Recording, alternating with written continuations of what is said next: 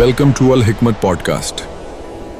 अस्सलाम वालेकुम। आज हम कुरान के 24वें पारे के उर्दू तर्जुमे पर एक कह सकते हैं कि गहरी और तफसीली बातचीत करने वाले।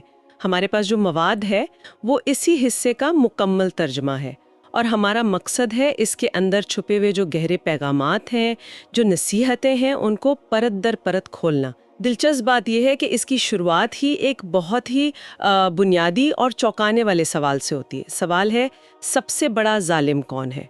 और जवाब दिया जाता है कि वो जो अल्लाह पर झूठ बांधे या सच को झुठला दे जब वो उसके सामने आ जाए। ये सवाल और जवाब मुझे लगता है हमारी आज की पूरी गुफ्तगू का मरकज तय कर देता है।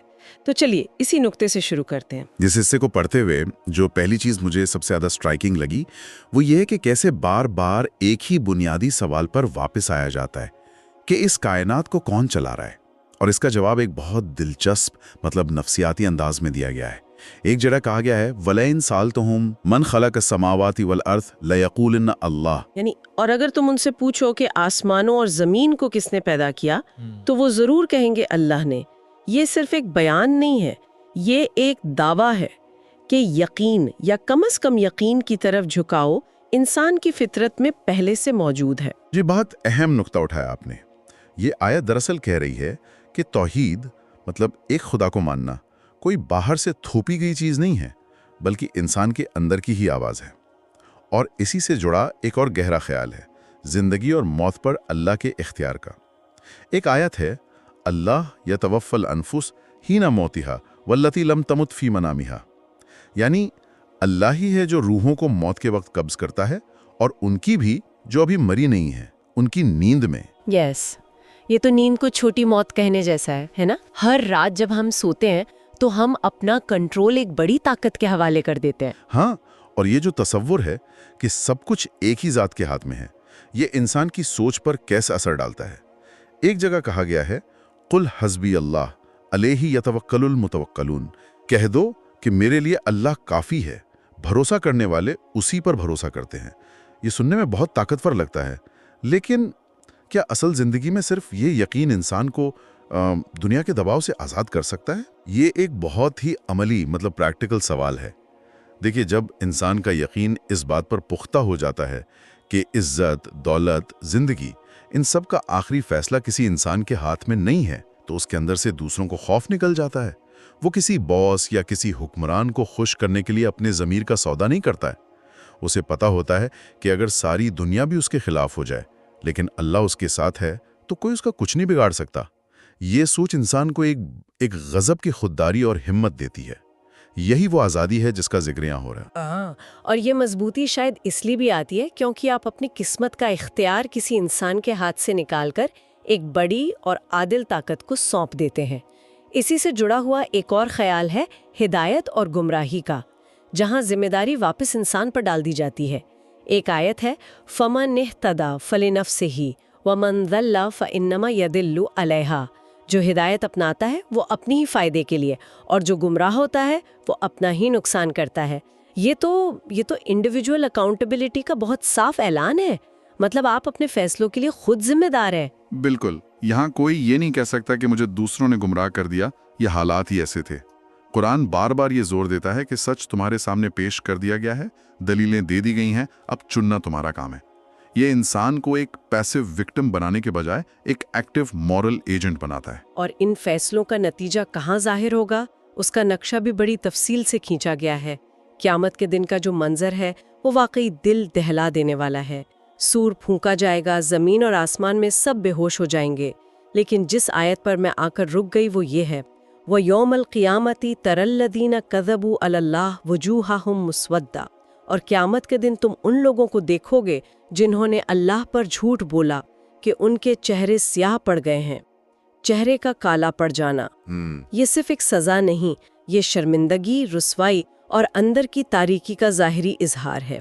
ये इमेजरी बहुत पावरफुल है, बहुत पावरफुल है। और इस सारी मंजर कशी के बीच जो एक बात बार बार दोहराई गई है वो है मुकम्मल इंसाफ। एक आयत है, वफ़्फ़त कुल्ल नफ्सिन मा अमिलत, और हर जान को उसके किए का पूरा पूरा बदला दिया जाएगा और उन पर कोई जुल्म नहीं होगा। ये आखिरत की तसव्वुर का दूसरा पहलू है। ایک طرف خوف ہے تو دوسری طرف ان لوگوں کے لیے امید اور تسلی ہے جو دنیا میں ناانصافی کا شکار ہوئے، جنہیں لگتا ہے کہ یہاں تو طاقتور ہمیشہ جیت جاتا ہے، ان کی آواز سننے والا کوئی نہیں۔ یہ آیتیں ان سے وعدہ کر رہی ہیں کہ ایک دن آئے گا جب ہر چھوٹے بڑے عمل کو سامنے لایا جائے گا۔ یہ دنیا کے ظلم سے ٹوٹے ہوئے دلوں کے لیے ایک بہت بڑا سہارا ہے۔ تو یہ صرف ڈر کا نہیں بلکہ ایک کازمک بیلنس کے بحال ہونے کا منظر ہے، اور شاید اسی انصاف کو سمجھانے کے لیے پچھلی قوموں کے قصے سنائے گئے ہیں۔ یہاں حضرت موسیٰ اور فرعون کا قصہ بہت تفصیل سے ہے، لیکن اس قصے میں ایک کردار مجھے ہمیشہ سے بہت فیسنیٹنگ لگتا ہے۔ وہ ہے فرعون کے خاندان کا وہ مومن شخص جو اپنا ایمان چھپائے ہوئے تھا۔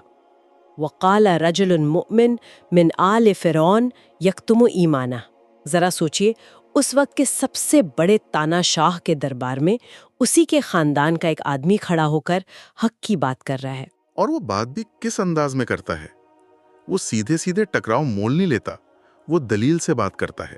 وہ کہتا ہے اتقتلون رجلا ان یقول ربی اللہ، کیا تم ایک آدمی کو صرف اس لیے قتل کر دو گے کہ وہ کہتا ہے کہ میرا رب اللہ ہے؟ پھر وہ انہیں ان کی تاریخ یاد دلاتا ہے، انہیں آخرت کے عذاب سے ڈراتا ہے۔ اس کا طریقہ بہت حکمت والا ہے۔ یہ قصہ میں بتاتا ہے کہ سچ کی آواز کسی بھی ماحول میں، چاہے وہ کتنا ہی دمنکاری کیوں نہ ہو، بلند ہو سکتی ہے، اور سچ بولنے کے لیے صرف جذبہ نہیں، حکمت کی بھی ضرورت ہوتی ہے۔ تو کیا یہ قصے صرف تاریخ بیان کر رہے ہیں یا ایک طرح کا پیٹرن دکھا رہے ہیں جو ہر دور میں دہرایا جاتا ہے؟ کیونکہ اس کے بعد نوح کی قوم، عاد اور سمود کا بھی ذکر ہے، اور کہانی لگ بھگ ایک جیسی ہے۔ پیغمبر آتا ہے، لوگ تکبر میں آ کر اسے جھٹلاتے ہیں، اور پھر اپنے انجام کو پہنچتے ہیں۔ یہ بالکل ایک پیٹرن ہے۔ قرآن ان قصوں کو تاریخ کے سبق کے طور پر پیش کرتا ہے۔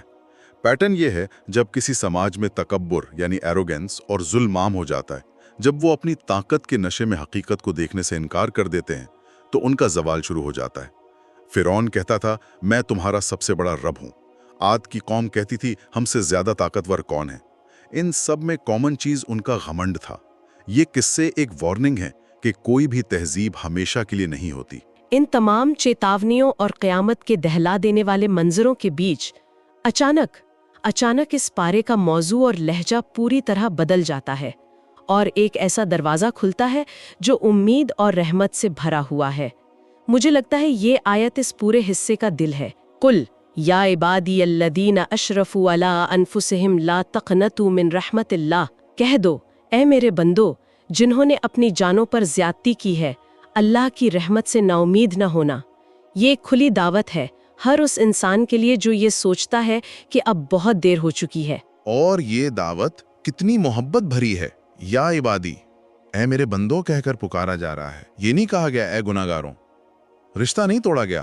اور لا تقنطوا، نا امید مت ہونا، مایوسی کو سب سے بڑا گناہ قرار دیا گیا ہے۔ کیوں؟ کیونکہ جب انسان نا امید ہو جاتا ہے تو وہ کوشش کرنا چھوڑ دیتا ہے۔ یہ آیت اس مایوسی کو توڑتی ہے اور کہتی ہے ان اللہ یغفر الذنوب جمیعا، بے شک اللہ تمام گناہوں کو معاف کر دیتا ہے۔ تمام، اس میں کوئی ایکسیپشن نہیں ہے، شرط صرف ایک ہے، سچی توبہ۔ اسی سلسلے میں ایک اور آیت ہے جو بندے اور رب کے بیچ کے رشتے کو بہت ہی سیدھا اور پرسنل بنا دیتی ہے۔ وقال ربکم ادعونی استجب لکم، اور تمہارے رب نے کہا تم مجھ سے دعا کرو میں تمہاری دعا قبول کروں گا۔ یہاں کوئی بیچ میں نہیں ہے، کوئی وسیلہ نہیں، یہ ایک ڈائریکٹ لائن ہے، یہ ایک وعدہ ہے۔ لیکن آج کی دنیا میں جہاں ہم ہر چیز کا نتیجہ فوراً دیکھنا چاہتے ہیں، اس وعدے پر یقین رکھنا کتنا مشکل یا آسان ہے جب کبھی کبھی دعائیں قبول ہوتی محسوس نہیں ہوتی۔ یہ بہت گہرا سوال ہے۔ استجب لکم کا مطلب صرف یہ نہیں ہے کہ جو مانگا وہ ویسے کا ویسا ہی مل جائے گا۔ قبولیت کے کئی طریقے ہو سکتے ہیں۔ ہو سکتا ہے جو آپ مانگ رہے ہوں وہ آپ کے حق میں بہتر نہ ہو، تو اللہ آپ کو اس سے بہتر کوئی چیز دے دے، یا ہو سکتا ہے آپ کی اس دعا کے بدلے میں کوئی آنے والی مصیبت ٹال دی جائے۔ اہم چیز دعا کرنے کا عمل خود ہے۔ جب انسان ہاتھ اٹھا کر اپنے رب سے مانگتا ہے تو وہ اپنی عاجزی اور اس کے محتاج ہونے کا اقرار کرتا ہے۔ یہ عمل خود ایک عبادت ہے جو انسان کو اللہ کے قریب کرتا ہے۔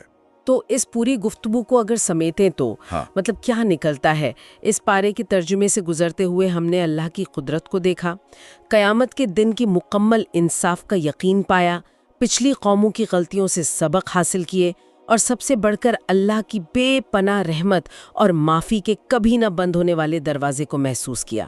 یہ ایک ہی وقت میں آگاہ بھی کرتا ہے اور ساتھ ہی زوردار طریقے سے امید بھی دلاتا ہے۔ کیونکہ اگر تم پلٹ آؤ تو معاف کرنے والا ہمیشہ موجود ہے۔ بالکل۔ اور ان سب آیتوں میں جو ایک دھاگا پرویا ہوا ہے وہ ہے غور و فکر اور عقل کا استعمال کی دعوت۔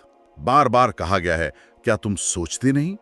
یہ صرف مان لینے کی نہیں بلکہ سمجھ کر اور سوچ کر ماننے کی دعوت ہے۔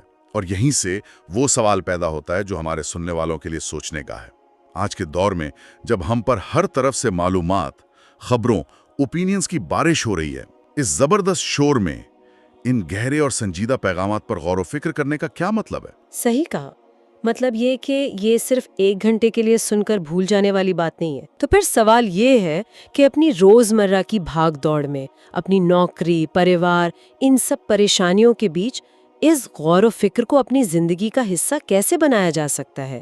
وہ کون سے چھوٹے چھوٹے قدم ہو سکتے ہیں جن سے یہ پیغامات صرف جانکاری نہ رہیں بلکہ ہماری سوچ اور ہمارے عمل کو بدلنے والی طاقت بن جائیں؟ یہ سوال ہم اپنے سننے والوں کے لیے چھوڑ جاتے ہیں۔